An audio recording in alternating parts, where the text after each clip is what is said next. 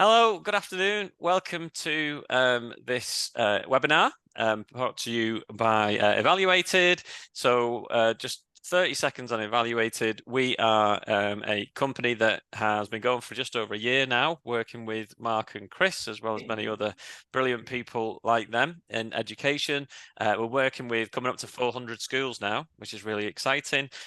We offer online SEF, school improvement, subject leadership reviews that does an awful lot to help you prepare for Ofsted, which is a perfect segue into something that our two hosts know an awful lot about because they've been through one or two, but very, very successfully.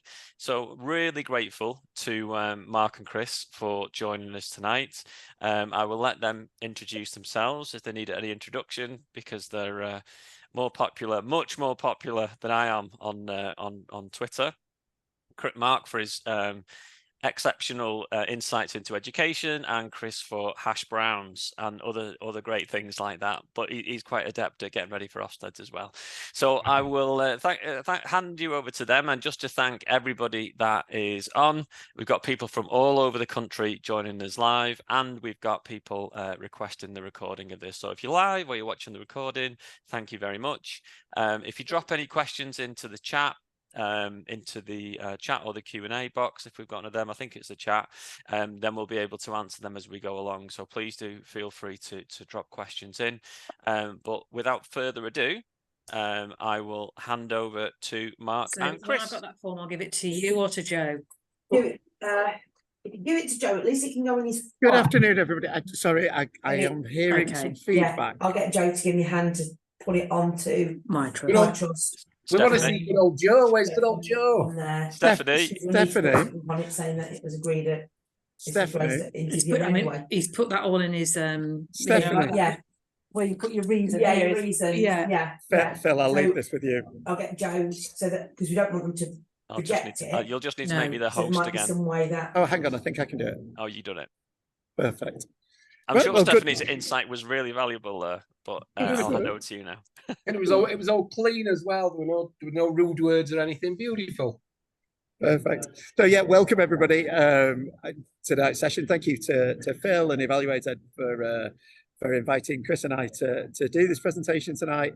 And it's nice to see some of you and see a lot of names, and thank you for joining us. Hopefully it'll be insightful. Chris and I are going to talk about preparing for Ofsted, as you know, and I've been made the host for this meeting, so any technical problems are probably down to me. And if people are in the lobby, that's absolutely my fault. So if you've been waiting, I'm very sorry. Chris, do you want to introduce yourself?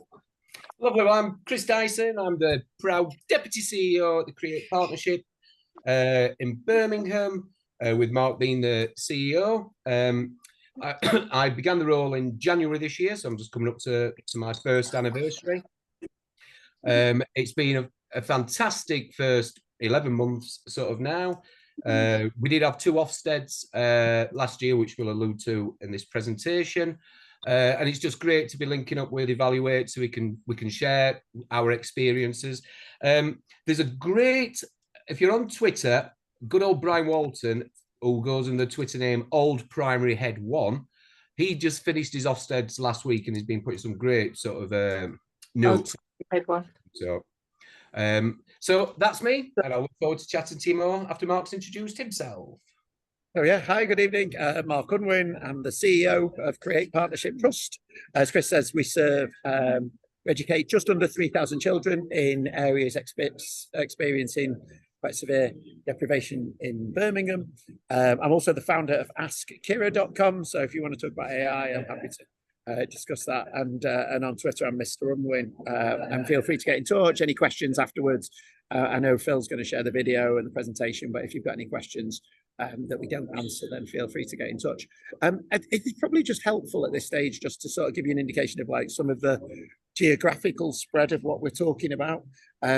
I've been really fortunate to have worked, led schools in 5 cities across the country, and Chris in Leeds and now in Birmingham. So between us, we've got sort of experience in a lot of the sort of places you might be coming from, and some of the contexts. I set up Frank Field Education Trust, which was based in Ellesmere Port, just outside Liverpool. I ran a school next to Manchester Airport. ran a trust in Stoke last year, not last year, the year before for the DFE. And as Chris said, both of us run Create in Birmingham. Chris was in Leeds, Parkland schools, as many of you will know. And we also work with schools in London, and I'm school improvement partner for a school in, for a trust in Erith and Dartford, serving sort of coastal communities in Kent. So we've got a sort of a broad spread of experience in different contexts, because I know that Ofsted so often is context specific.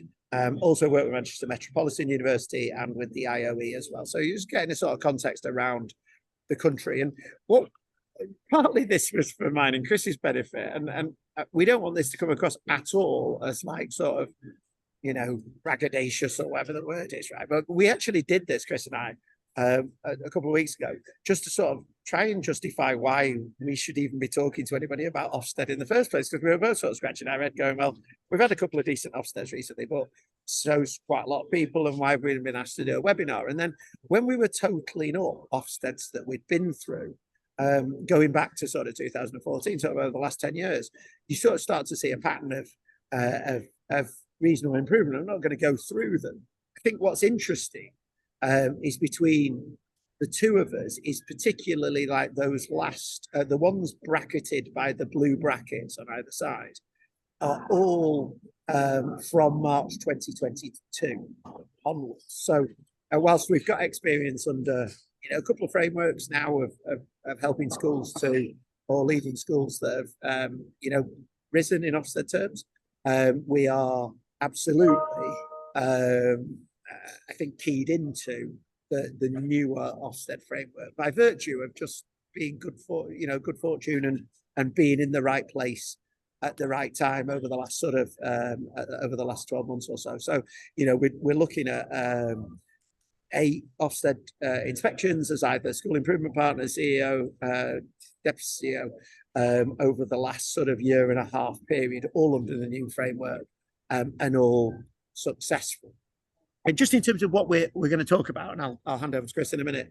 I think, you know, we have limited time, so we wanted to talk about what's not a focus for this presentation, first of all, which is quite a weird place to start, and then 5 key focus areas from current inspections, and some key themes. And I was just saying to Phil, while some of you were waiting to come into the lobby, I think what's really interesting when we were planning this was trying to think about who might be on this call, and it's really great to see 35 people or so and some leadership teams on this call. And we were sort of planning this with 3 groups in mind. One, SLTs imminently preparing for inspections. We were preparing this for head teachers or SLTs that didn't have experience of the new inspection framework, who were maybe inspected under the old inspection framework and waiting for new inspections. And then thirdly, for SLTs that just wanted a refresher, either because they'd been through inspection under the new framework, maybe in 2019, and there's quite a lot of schools coming up to this now, where they were inspected maybe 2019, pre-COVID, new framework, but pre-COVID, who were due an inspection under the new framework, same framework, but post-COVID, just to give you some sort of tips and tricks and some hints and some experiences that we've had over the last 12 months or so in terms of what seems to be the focus for inspection. So I think it's you know, picking out those key themes, and hopefully we do that at the end. So first of all, I'll do this bit and then I'll hand over to Chris for the rest of the rest of it. So what is not a focus for this presentation, and some of this is going to seem a bit weird, right, is actually I'm going to start with the bottom one first. Right, this is not a focus. The focus of this presentation is not the validity of Ofsted. Neither Chris or I are Ofsted inspectors. We're not trained inspectors. Chris, you've been a national leader of education, I think, for a few years. I've been the head teacher of a national sports school, which you know, involves supporting other schools, and a school improvement partner to trusts and to schools, but we're not inspectors. So we're not coming at this from the perspective of we are additional inspectors or leads or HMI in terms of what the framework says from an Ofsted perspective. We're coming at this from a framework of as head teachers or school leaders or trust leaders who have been on the receiving end of 14 or 15 inspections, and some of the things that we've learned along the way. So that's first thing. Second thing is, very, very conscious of the conversation and the absolutely correct conversations going on about the impact of Ofsted, and the fact that we're even having to have a webinar around this is probably is testament to that, right? I don't think, Chris, you probably join me in saying we are not in any way seeking to validate Ofsted. We're not seeking to say that schools should be preparing for Ofsted in any way, shape, or form. In an ideal world, that wouldn't be the case. And we're definitely not saying that Ofsted judgments, one-word Ofsted judgments, are either right or desirable or indeed something that we should be chasing by any stretch of the imagination. And I don't know, Chris, would you might want to add anything to that? No, I think reform will come, but until the reform comes, you've just got to play with the cards that you dealt with and things. So, as I said, we're not validating, we're not saying Ofsted's great, but we're respectful that change is needed. But until that point, what can we do to help and assist all the schools in the country and things? So. 100%. Yeah, and I think hopefully that's coming across loud and clear. And if it's not, I'm really sorry, because we aren't really trying to validate Ofsted by any stretch of the imagination.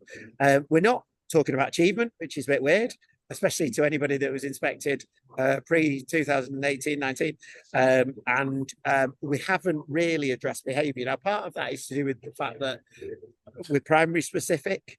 And the schools that we lead in Birmingham have all got really ingrained positive behaviour, and we also, and the schools actually within the last inspection framework, none of them have had significant behaviour issues. So we're sort of taking it as read that behaviour is positive on the day or over the course of the inspection period.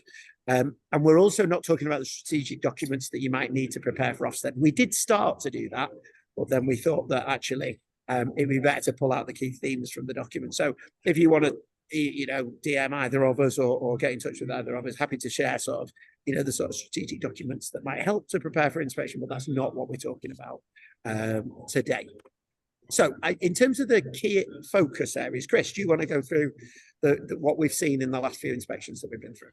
So we're going to be looking in the next sort of 40 minutes at these sort of 5 key areas that we saw in our inspections. And we were inspected in late March and again in July this year.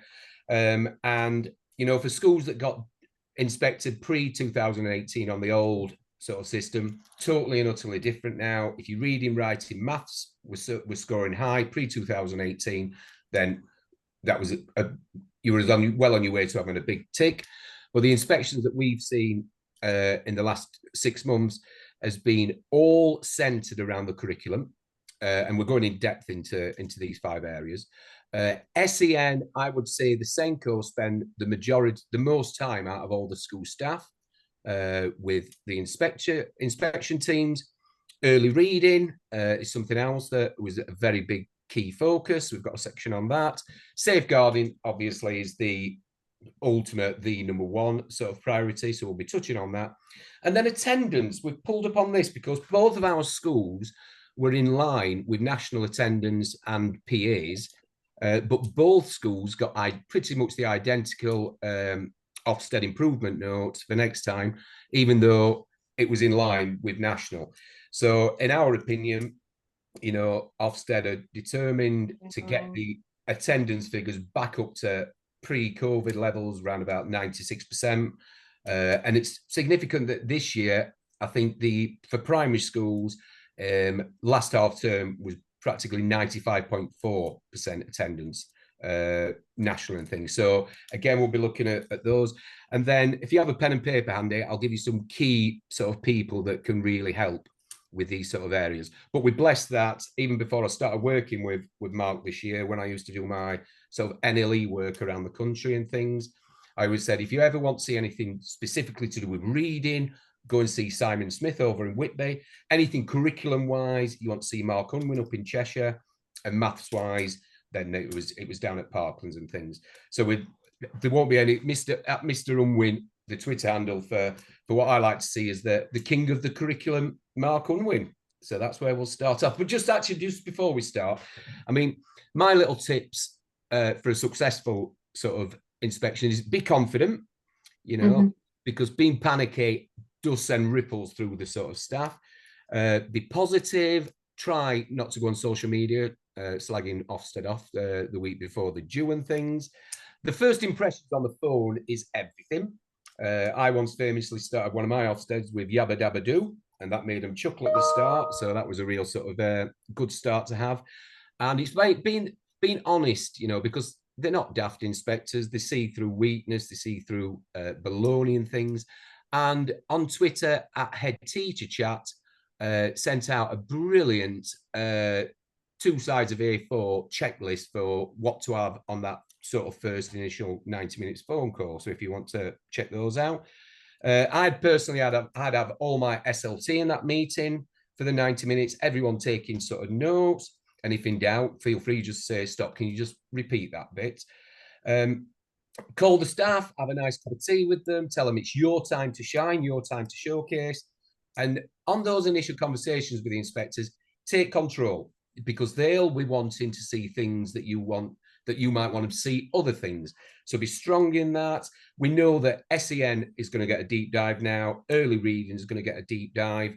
But for example, when one of our schools, but Brookfields, they spent as long looking at maths as they did looking at music. So again, that's really is a significant change from post 2018. So over to Mark. Perfect. That's Chris. I'm not the king of the curriculum subcommittee.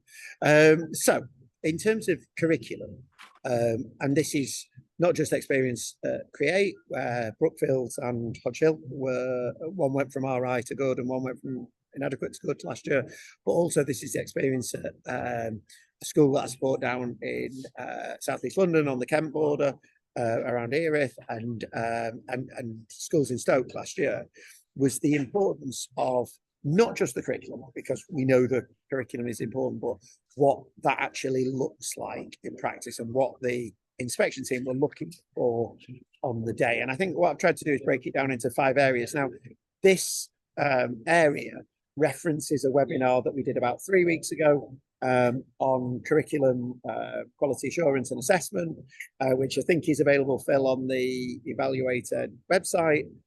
So there's further details if you want to watch that curriculum presentation back, because a lot of that references some of the things that came from the inspections that we've just undertaken, and we have limited time to go into it. So the 5 key areas that came out of it very, very strongly, that can be roughly broken down into the importance of consistency and operational models. So I think so many schools have got intent documents that, and this might be my experience, it might not be your experience, but my experience is that so many schools have got intent documents that are broadly aspirational. So they're very much the intent in a very high strategic way for the curriculum as a whole, and an intent for the subject. And I think often curriculum documents that were prepared either pre-COVID or during COVID suffer from this, because I think at the time, the intent, I think school leaders quite rightly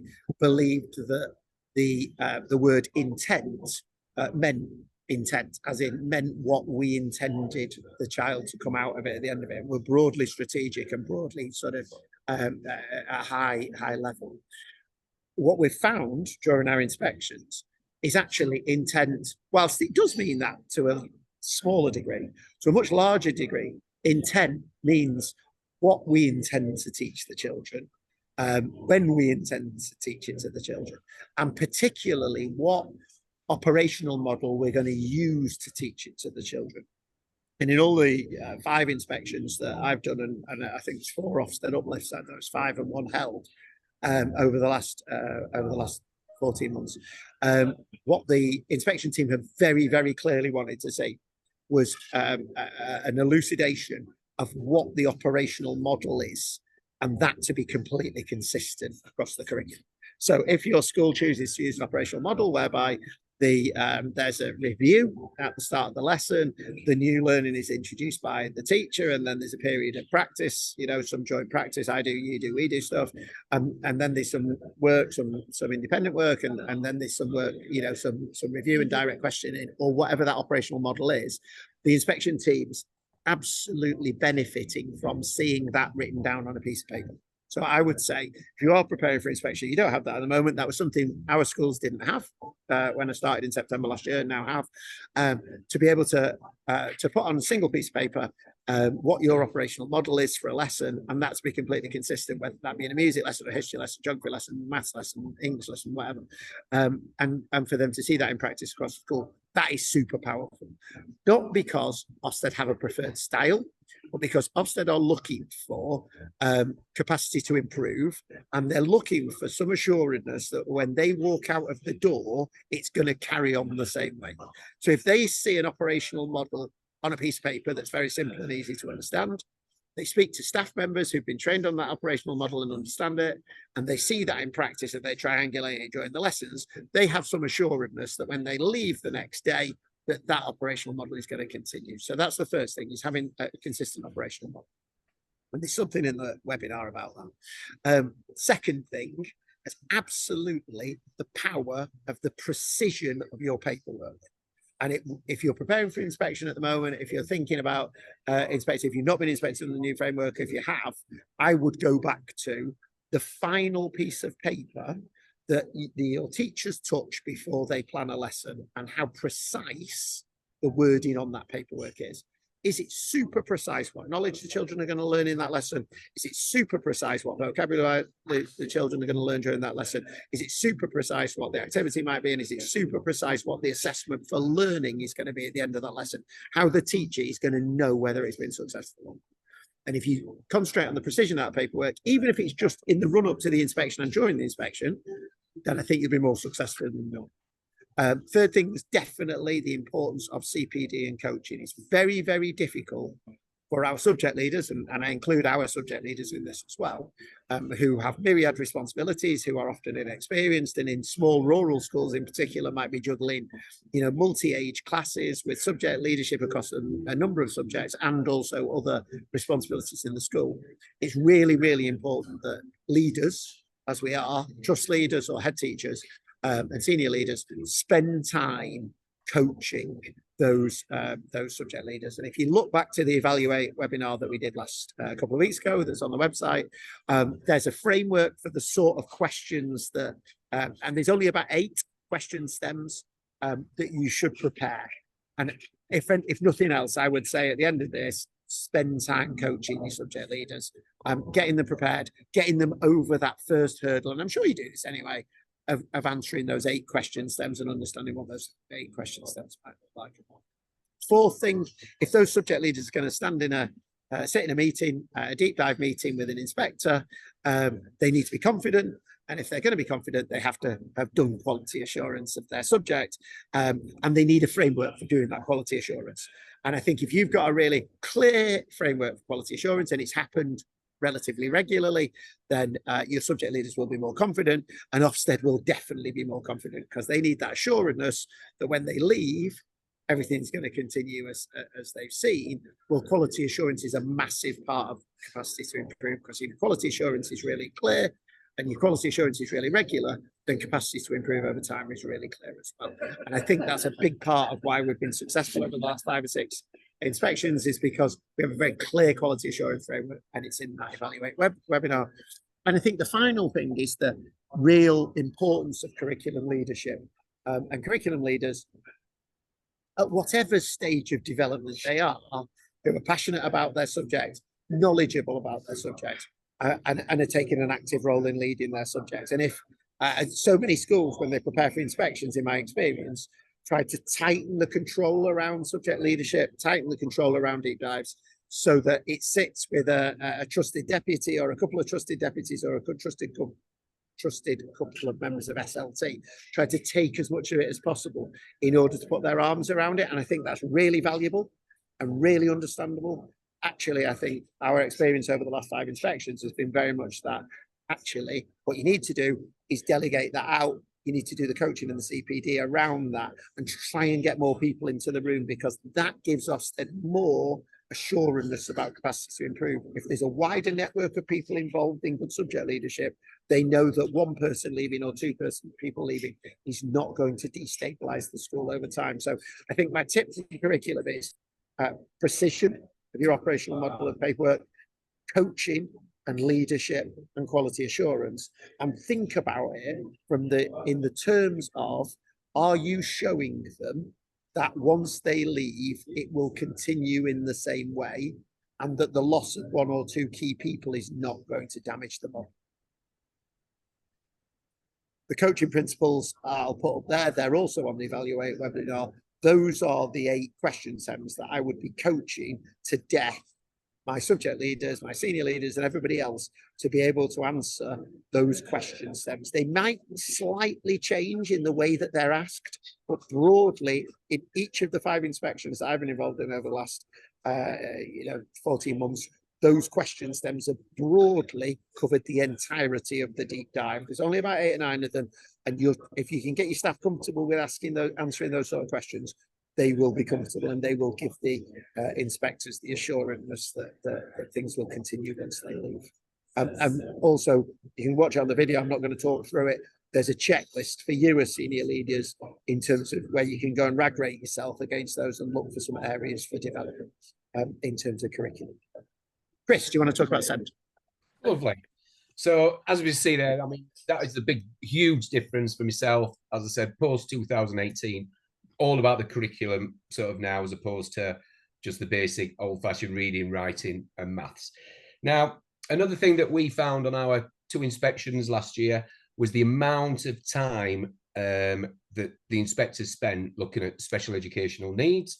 And as I've alluded to earlier, the SENCO spent more time with the inspector, as much time as the head teacher and things did. And that was what we have 2 schools. One of the schools has got a high proportion of special needs children who, with the funding that they get, we created something called a hive, which is similar to a resource provision unit. And of course, the inspectors really wanted to really drill down to make sure that these children were getting as good a quality of education as the other children. So a lot of the SEN walkarounds was with the SENCO into classes, identifying the special needs children to ensure that they were having the same quality education and things. So when we're looking at the sort of SENCO offer, the SEN offer in schools, they're sort of looking at for how well the school identifies and assesses the needs of pupils with SEN, the effectiveness of support provided to pupils with SEN, ensuring that their needs are met and that they're making progress. Now, they might not be making progress that will get them greater depth in ARE, but they want to see these children getting a valued education and that they're progressing and doing and things. So ambition plays a real big part. What is your ambition for your pupils with SEN and things? So they'll be looking at the extent to which you as leaders have high aspirations for all pupils with SEN, and what are you actually providing support in addition to help them achieve sort of their full potential. So again, linking back to the curriculum as we've just seen, they're looking for a coherent and inclusive curriculum. Gone are the days where they want to see children outside in corridors doing extra catch-up in reading, writing and maths at the expense of doing history topics, geography topics and other such things. So it's making sure that it's a really inclusive curriculum. And again, how well the curriculum is sequenced and designed to meet the needs, starting with looking at the starting points. And again, the word aspiration comes out, looking at the aspirations of all pupils with SEN. Looking at the inclusion of pupils with special educational needs in all aspects of school life to ensure that they are getting a broad and balanced curriculum. And as I said, on walkabouts with the SENCO and other leaders, they were always looking at the provision for the SEN children. And of course, going into the hive, which is like the RP unit, to ensure that they too are getting a broad and balanced curriculum. So Mark mentioned before about the quality assurance, you know, and if you've got a resource provision or something like that, it's brilliant to have people like Rachel Quick, who runs a special needs school over in Norfolk, for to get her to come down and getting someone external to come and make sure that these children, so as well as myself and Mark, our sort of trust, quality assurance in, getting external people to then come and ensure that we're doing it correctly to make sure that the needs of these children are being done.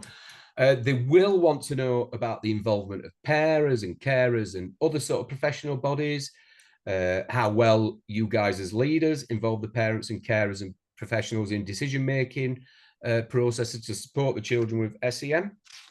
And again, just looking at improved outcomes, so looking at the end result of the children's work that they're actually doing. And for primary schools, the year 6 special needs children, how well prepared are they for going and starting in high school? But of course, if you're a high school, then they'll be wanting to look at the way in which you prepared them for adult life, now that they're going to be post 16, then post 18. And of course, safeguarding, which we'll touch on again in a moment, safeguarding will come to the forefront again. So looking at the effectiveness of safeguarding arrangements in addressing the additional vulnerabilities faced by pupils with SEND and things. So, but it's important to know, and rightly or wrongly, but these are the rules which we have to follow. The inspectors will never compare your SEN children with other SEN children around the country. They'll always compare SEN children with everybody and things. And as I said, if that's rightly or wrong, you know, that's the benchmark that they'll be sort of looking at and things. So again, can I just jump in, Chris? About of course you can. Yeah, I think that pretty much sums it up. That's like all of it, and not just the 2 within our trust, the other 3 as well. The one thing I would sort of signpost to, if possible, right, is that and this comes at it from a curriculum angle, I suppose, more than anything else, but I think across the entire curriculum, is children with SEND, you know, and Chris and I have both run outstanding resource provisions for special educational needs. We are 100% fully aware of the complexity of need that you're dealing with. And we know that complexity of need's gone off the scale in the last, 18 months to 2 to 3 years. And it's vastly different than it ever was before. And it seems insurmountable. And it seems that you know, the system is to a large extent broken.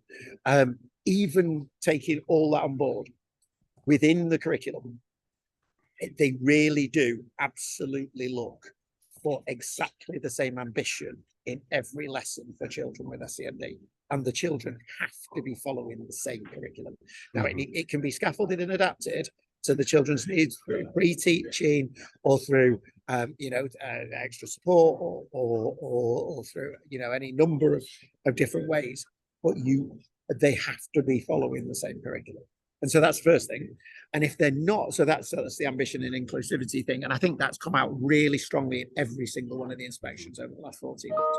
The second thing is, if they're not, and we all know there's not, we know that there's non-verbal year 3 children in the system. We know that there's children that should be in special provision, being educated in the mainstream. And we know that primary schools in particular are picking up the burden of this, so we can slack, right?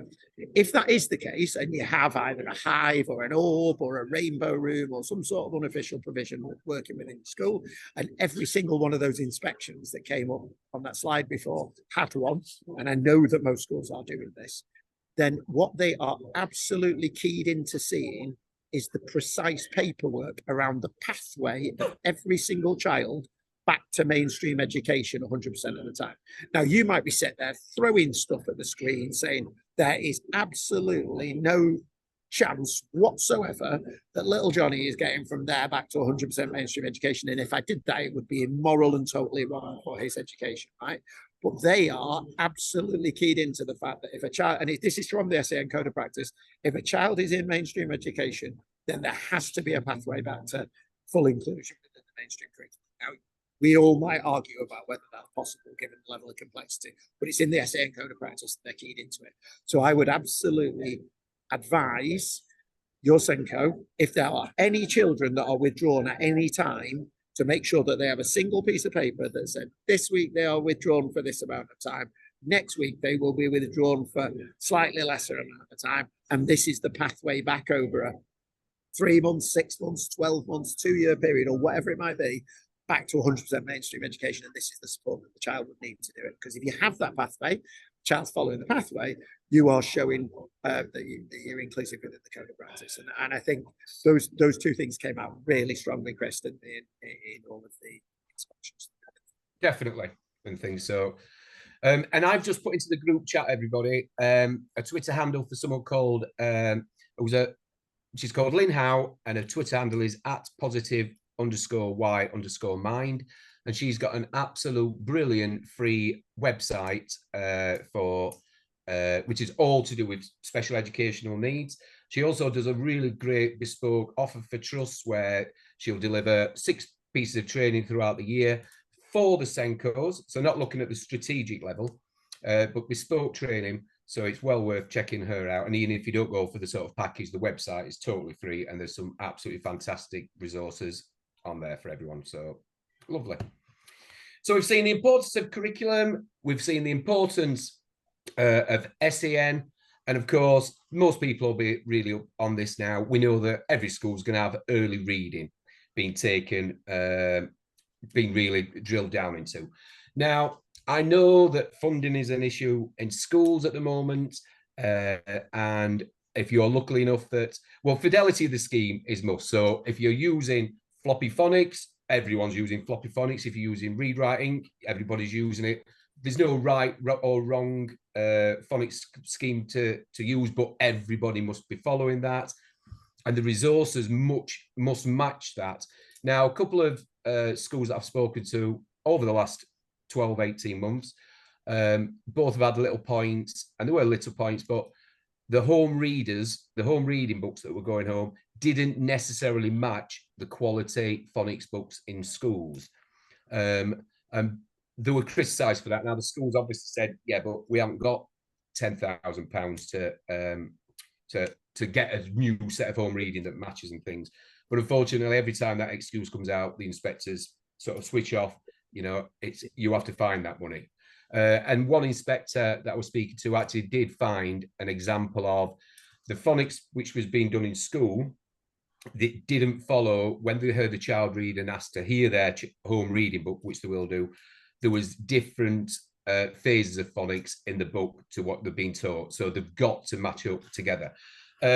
If you get in touch with your local English hub, which I'm sure lots of you have done, then they will do match funding. So if you need £10,000 worth of books, they'll pay 5,000, and then you pay 5,000 and things. So match funding is there, and it's not linked. It does help if you've got a higher proportion of disadvantaged children and pupil premium children's, but it's worth just getting in touch and see what you can find out from there. So sort of in summary of the early reading, they want to see a clear and well-structured phonics program that goes from A all the way to B. They want to see knowledgeable and well-trained teachers. And when we're talking teachers, we're talking teaching assistants, learning supports, and other people that are working on the synthetic phonics. They will be obviously in observing the way in which the phonics is delivered. They've been wanting to look at sort of the assessments and the interventions and the support for the struggling readers in phonics, so the bottom 20%. And they'll certainly be wanting to look in depth at your bottom 20% in year 3. So the children that didn't pass their phonics test in year 2, what are you doing for those children now? How are you getting to catch up? And both of our Create inspections last month, year 3 was the big focus sort of point. So having all that in place and things. The application of phonics skills in further reading and writing work. Looking at positive classroom climates, the motivation and engagement of the children in the phonics lessons, looking at the fluency and accuracy of comprehension in reading with phonics and such, that the teaching assistants, the teachers understand the terminology and the words that are sort of being used. Staff training, again, both of our teams, they want to look at the training logs of anybody all the way up to year 6, because it's good practice for year 6 teachers to be doing phonics training, even though they may say, well, actually, it's not, we're year 6, we're not doing the phonics. But if you have your year six teachers understanding the training that's been done in early years, year 1, year 2, etc., it gives them the full sort of picture and a full grasp of everything. So again, the staff sort of training, and the way in which schools engage with parents and carers. I know that a lot of schools on their websites actually have a section on helping your child to read at home and other such things. Good practice, having parents coming in for sort of phonics open morning. So again, the parents at home can see the strategies being used in school, which then they can actually enforce and things. So again, the way in which you engage with parents and carers. And they want to see from the leaders that a continual reflection on your early reading provision, and looking for new ways to improving things, and of course keeping abreast of all new DFE sort of guidance that comes out. And again, the power of Twitter. And if you follow me, I like to share these. But when the DFE have done a nice 40-page document on early reading and things, there's always some brilliant person on Twitter that then summarizes it down to 2 sides of A4, which is perfect then to share amongst your staff and things. So that's early reading. Now that's perfect. I'm just going to say, just to add to that, I think that thing about quality assurance, Chris, you probably agree, like having external eyes on this is just in all the other areas, same as curriculum, same as SEND. I think, you probably agree with me, like if you're using Read Write Ink, for instance, and it comes down to money again, and I know people are going to be throwing things at the screen again, and maybe that's my job here. If you're using Read Write Ink, you need to be subscribing to Read Write Ink, despite the enormous cost of it, the online updates, the external quality assurance that when they come in and look for areas for development for your school, and particularly only online updates in terms of like, sounds and particular, how they've slightly changed the scheme and tweaked the scheme, because particularly Read Write Ink, every inspector that we've had, and all of them pretty much have been Read Write Ink schools, the last 5 I've done, the inspection team have known Read Write Ink at least as well as Read Write Ink, because they're trained specifically by Read Write Ink. So if you're using one of the DFE approved but slightly more esoteric schemes, that won't necessarily always be the case. But if you're using Read Write Ink, you can absolutely guarantee that they will know it better than you know it. So I would make sure that I have had quality assurance from Read Write Ink, because if you haven't, they could well find something, and the fidelity levels that they expect are absolute, like completely absolute. The aprons, the particular things in the aprons, the shoulders, the particular words that all the teachers use, and the consistency across the school. So it comes back to that. The CPD, it comes back to that quality assurance, it comes back to that leadership, and it probably does cost a bit of money, I'm afraid. I'm sorry to be the bearer of that. Lovely. So we're aiming to go to questions in about 7 minutes. So we just touch on safeguarding now. Now we know that safeguarding is the most important thing in any school. Safeguarding should always be up to date and in place. That's your CPOMS records, your training logs, and other such things. And I'm just going to press send. I'm putting another contact into the sort of group chat, which is at Craig Keedy, because again, we're talking about quality assurance. And Craig Keedy runs Oxley Safeguarding, a company, which then will come into your school and do an external quality assurance of safeguarding. Now, I think I'm correct in thinking if you're a local authority school, then you can request the local authority to come in and do a really thorough safeguarding audit, which, for me, it's the best value money you can spend. As I said, local authorities, I'm pretty much, well, up to last year, it was free to do that. It is a strenuous 24 hours, but it makes sure everything is ticked. It highlights exceptional practice, good practice, but significantly, it'll tell you where the oranges are and the reds, which obviously will need to be changed straight away. Craig, I know that does lots of academies at a great reasonable price. And what Oxley do is they will do an external audit for us, all 4 schools, but then a trust one as well. So we can see exactly where the gaps are and things. So That's Craig Keeney. I said I've put his sort of contact in there. But having another pair of eyes, you know, makes all the difference. There may be some schools on here, you know, that just really, you know, I'd love that chance to get an outstanding. I mean, myself, we just want every school to be good. If you get an outstanding flick of a coin and things. But I remember lovely Paul Garvey once came to see my school. First thing he wanted to look at was a single central register, which you always insist is up to date. But having an external pair of eyes looking at it, he noticed that 2 governors' dates of birth were missing. And I remember him saying, if this was a proper inspection, you know, you've just wasted 45 minutes of my time by getting this information. So again, if he'd have looked at that before and seen straight away, oh, you've got 2 date of births missing here. So it really is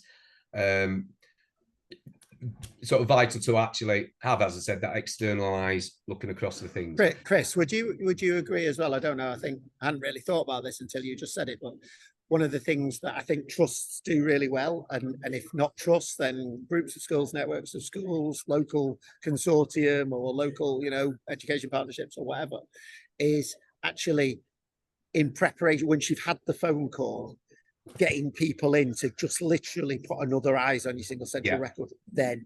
Because so often we'd even had reviews, hadn't we, done that were quite glowing about things.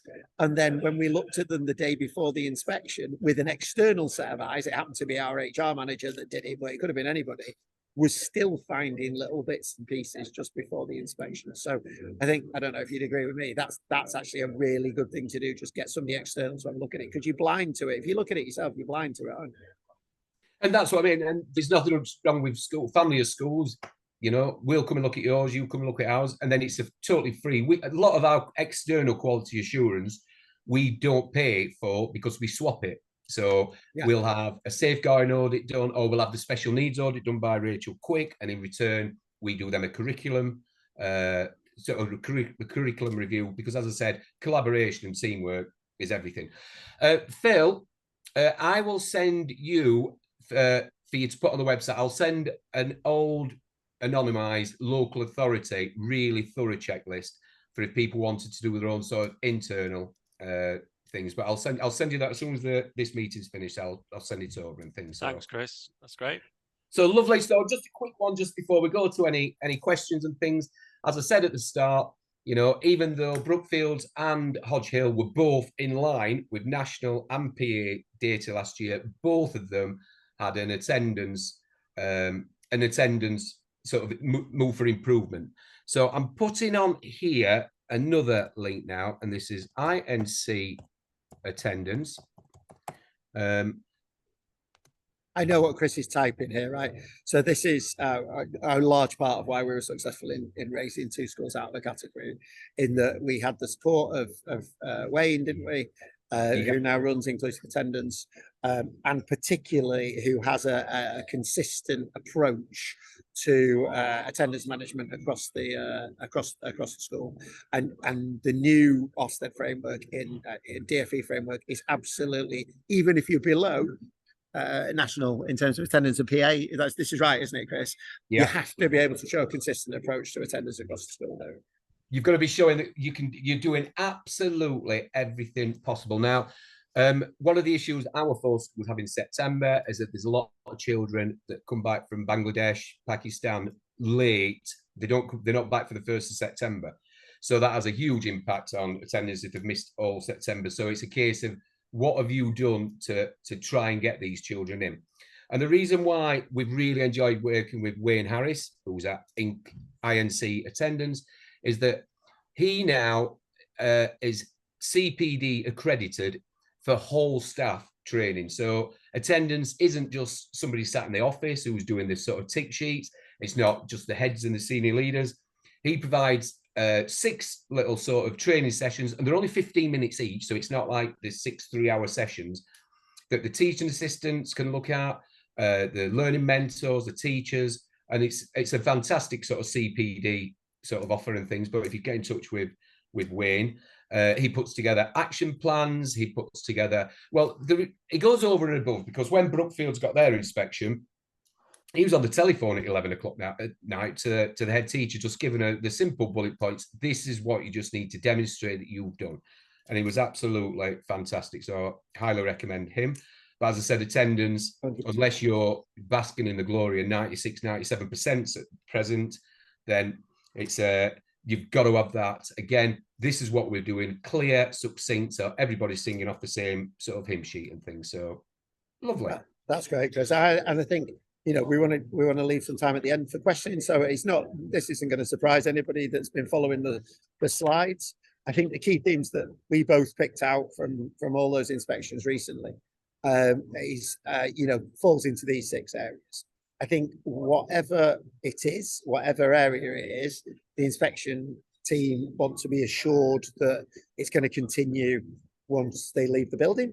And the only way they're going to be assured of that is if there's a consistent plan, whatever the area of the school is, having a really consistently applied plan that everybody can talk to and they can triangulate. The importance absolutely throughout every single process at every single school in every single area of external stakeholders and parents.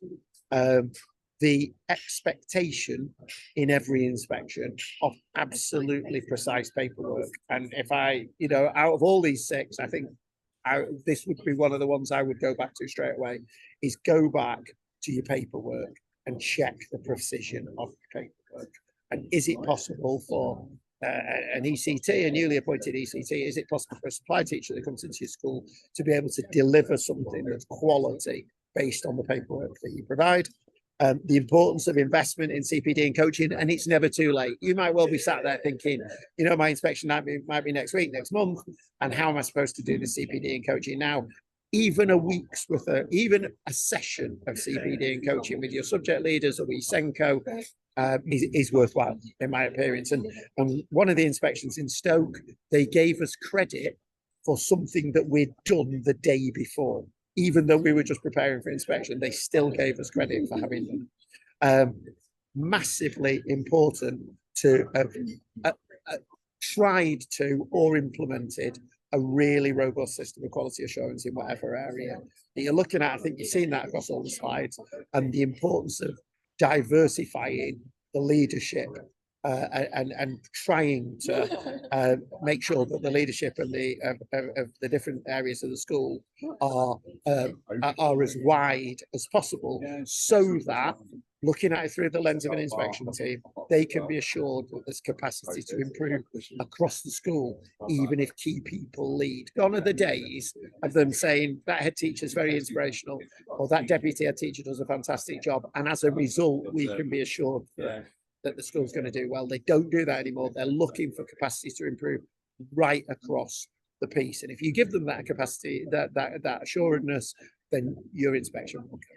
Sure. And the one thing to end with, I suppose, on a positive note, before we take questions, is actually the last 5 inspections I've done. I've had some terrible experiences with Ofsted in the past. The last 5 inspections that I've been through since March 2022 have all been really positive experiences, and actually have, I think, broadly not only come up with the right outcome, but come out with the right outcome in broadly the right way. And there's variation in that, but I've had, you know, the inspection teams have tried very hard in those 5 inspections. That's not the case for everybody, and I understand that. I'm not validating Ofsted at all, but have been broadly positive experiences. So try not to worry too much. I do think it's a good time to be inspected. Happy to take Chris. We're happy to take questions. We are. I mean, just a couple of things that I forgot to say. Never disclose your grade. Okay, that's another tip. Let them do the work. Don't make it easy. So if you think you've had a great journey from inadequate, but you're still not quite good, don't tell them. Let them find out. The worst thing you can do is say, we're a really strong RI, because then they'll go, oh, cheers. That makes our job a lot easier. Let them do the work to say why and things. So, and as I said, another thing that myself and Mark do evaluate, Ed, and remember, we are not inspectors. All right, so they're not like mini Ofsteds that people used to pay thousands for. But myself and Mark do visit schools, 2 for the price of 1. We both come together and we do curriculum reviews and SEN reviews over a day. But if you want to get in touch with Phil, he'll share more information about those and things. So, right, over to you guys. Some questions. Great.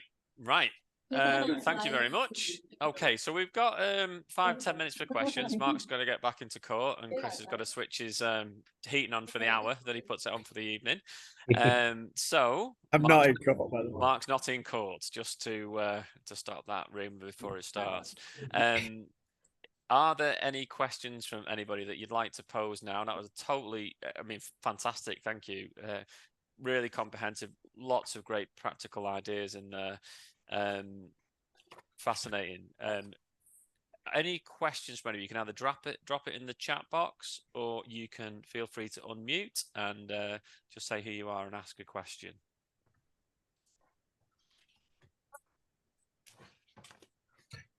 Look how many people are on. Wow. I can't see. Oh, wow. That's good. You must have But covered likewise, Phil, if people have got any questions later, if they email them to you, then you can obviously feed Oh, into. Philomena, hi. No, I haven't got one. I just put myself on the screen. Sorry. Oh, hello. Hello, hiya. Hi. Can I just say I have got there would be last time we had our inspection was 2009. So that's because we were obviously outstanding. I'm just, well, not obviously, at the time it was outstanding. Complete change of staff. I'm still the same head teacher there.